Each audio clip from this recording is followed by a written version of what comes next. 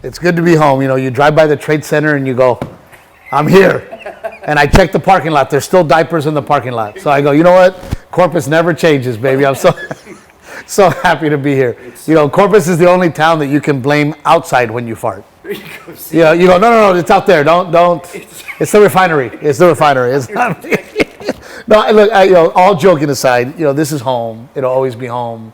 You know, going to my grandmother's house on Sherman, right here off Greenwood, from Gregory-Portland growing up. I mean, this is and always will be home, and I will always have interest here because it's just home. It keeps you coming back. I mean, obviously because it's home, but there are special reasons more than just the fact that you're coming to visit. You got family here.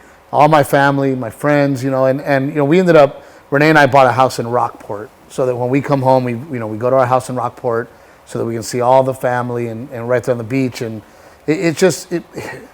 my great-great-grandmother was born in Portland, Texas.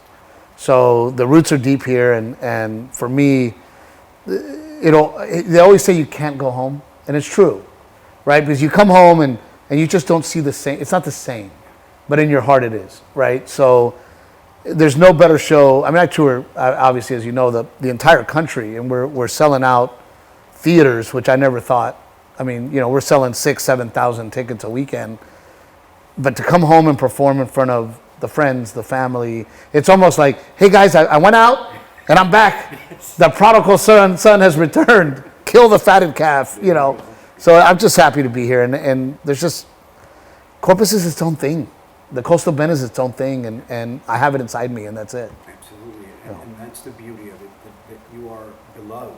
You have become a beloved figure, personality, but it's more than just that, because you are one of us, and that's the beauty. Well, I am one of you. I mean, you know, it's like, you know, your co-host Barbie, and you know, me and you, and we just go back so long that you guys have been a part of my career. It's not just watching from the outside looking in. You've actually been a part of my career over the years. When Barbie was on KCB, always had an open door policy for me.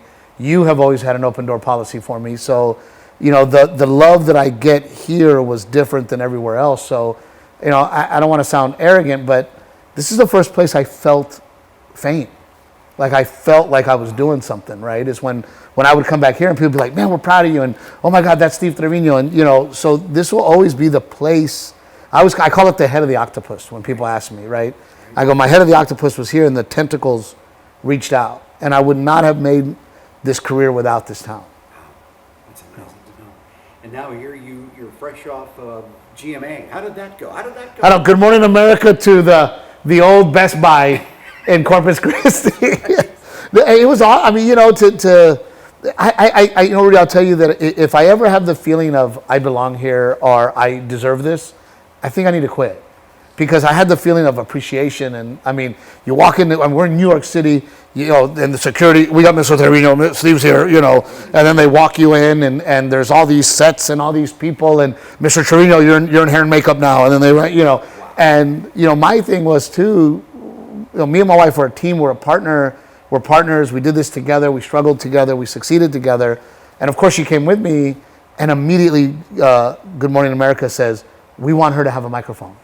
And we want her to be a part of it. And I go, that means that this special is doing what I want it to do. I want this special to make you laugh until you cry until you laugh, and realize that me and my wife are in on this together, and that she is just as much of a star of this show as I am. So when she was on there too, and then People Magazine, we woke up one morning and Renee goes, I'm in People. I go, what? She goes, I'm in People, look. And it was, who is Steve Treviño's wife? People Magazine did an entire article on just her, and that's the kind of stuff that I go, Renee and I are doing this together, and she used to just be behind the scenes. People did not know how much of a part of my life and the stand-up and the shows she was, but now she's getting her recognition. So we wanted to do it together, we're doing it together. That is absolutely amazing. I mean, right to the point where you have, you know, America's Husband, the title of America's Husband. How did that come about? Well, people would, you know, after the shows, two things, you know, obviously we filmed Relatable here. Those are the things that we hear after the show. Oh my God, you're relatable. Oh my God, you're so relatable. Well, the other thing I was hearing is, oh my God, I wish my husband was like you. I wish my husband, understood women like you understand women. And husbands would come to me and be like, oh my God, dude, you're my idol, right? You say all the things I wish I could say. So that's where it kind of came from, was just the I hate the word fan. I call them family, right? Because they help me pay my bills, right? And family helps you pay your bills, right? It takes care of you. It looks out for you. So the family would come up after, and they would say, oh my gosh, you're my favorite husband. So that's where it came from. Same with Relatable, and even Simple Man, the special that's on Netflix right now, who made it all the way to #2, which is huge. Yes. We were not expecting that to happen at all. I mean, we sat down with Netflix. We said, okay, what would you consider a success? They said, if you get 2 million views in a year, we will consider that a success. Now, me quietly, I had already put a special on YouTube that already hit 5 million. So I go, okay, well, that's going to be no problem. Well, with the grace of God, in 4 days, we did 2.3 million in 4 days. So it is now very considered a huge hit for Netflix.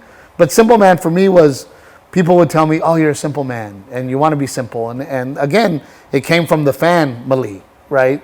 And I think it's a proper title, It certainly is, because of the fact that you just rolled it out for us. I never thought about it that way, but it is true. The fans are the ones that make you. They're the ones. Oh, they're the ones that make. And pay the bill. there's two kinds of comedians, Rudy. There's the comedians that walk on stage and they think to themselves, you all are so lucky to be here. That's their attitude. Then there's guys like me. When I walk on stage, I go, I am so lucky that you're here. There's a difference, and there's that, and that's that appreciation you grow up with. The strong roots here in South Texas. We come from hardworking men and women, these men and women that walk into those refineries and actually change the world. These are companies that are affecting all of America and the world, and those men and women are right here in South Texas. They don't miss work. They show up and turn around. Oh, I got to turn around. I always laugh because when I hang out with the family, the first few minutes we talk about me, and then all of a sudden they start talking refinery talk, and I'm like, I don't know what's the 410? What 410s? No, it's not turn around. We got, they're doing follicles. I'm like, follicles? What are you talking about? They test you when they take your. I'm like, what? But it's all that refinery talk. But it comes from. I took a very blue collar approach to stand up, and I think it resonates, and I think people need it, in my opinion. Sure, absolutely, and especially in today's world when there's such divisiveness. You've managed to bring people together by simply sharing with them a little bit of your life, which in many cases, all of our lives. It's a picture of our lives. And I hope it's also a way to, at the time we are in our country, to go, look, we are more alike than we are different, right? We're all laughing at the same, and people ask me all the time to say, well, do you change your act? When you're in LA, when you're in New York, when you're in Chicago, Miami, do you change your act? I go, no, not a word. And guess what? They laugh at the same times. They cry at the same times. They connect at the same times. But here I am all over the country, from the Midwest to the coast to Miami to, we are all alike. And we're all living this life. And I got a phone call today from the owner of Cavender's. Not to brag, but he was like, oh, he has a mutual friend. And he just goes, I just want to tell you, oh my God, you just told my story. And you told my life. I go, well, it's a documentary. And he goes, well, you stole my life. Yeah. But that's what it is. It's honesty. It's real. It's out there. And we get some negative comments. We get some people that go, oh my God, this guy's mean to his wife, or this guy doesn't get it. And it's like, well, no, you don't get it. You're not seeing that I love my wife. You're not seeing that me and my wife are both right and both wrong, right? So we are more alike than we are different. And that's so amazing, because you are speaking the words that many men and women would love to be able to say, but can't or don't. I don't. Well, and it's the honesty, right? And it's funny you say men and women. It's to be honest with you, the big surprise for me, Rudy, was when I found out, because you can look at your analytics on Facebook and all the social media followers, and I don't know, we've got like 5 million over all the things. I am 75% female.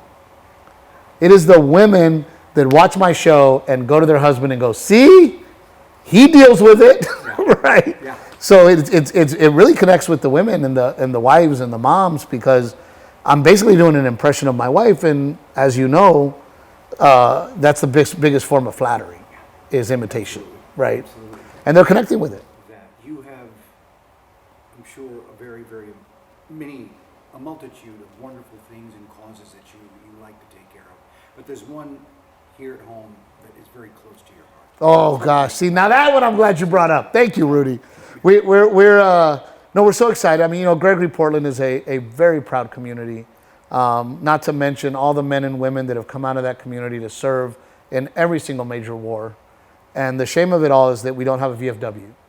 And my father, when I was a young man, or a young kid, he had a VFW to go to.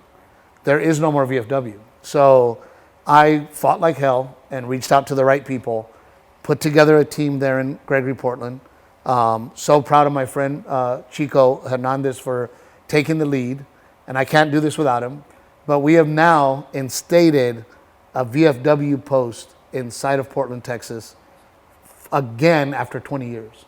So I will be coming back to do a benefit show to raise money for that VFW so that we can then build our own building, and our VFW and our veterans of foreign wars have a place to congregate, hang out, have real conversations. Because Rudy, I don't know if you know this, 1 in every 9 homeless people on our streets, veteran. We lost 40 veterans today alone. They took their own lives, 40 a day. That is not including overdose. If we had overdose, we're at 100 a day. They need these VFWs. They need a place to gather around other people who have experienced the same things that they have experienced. This VFW could save lives, truly save lives. And I think about my friend Eric Bustos, God rest his soul, Navy veteran, Army veteran, took his own life. And I think to myself, if he had that VFW, could we have made that difference? Could we have done a better job? Could we have done something in our community to save those lives? So I hope to come back, raise money specifically for the VFW.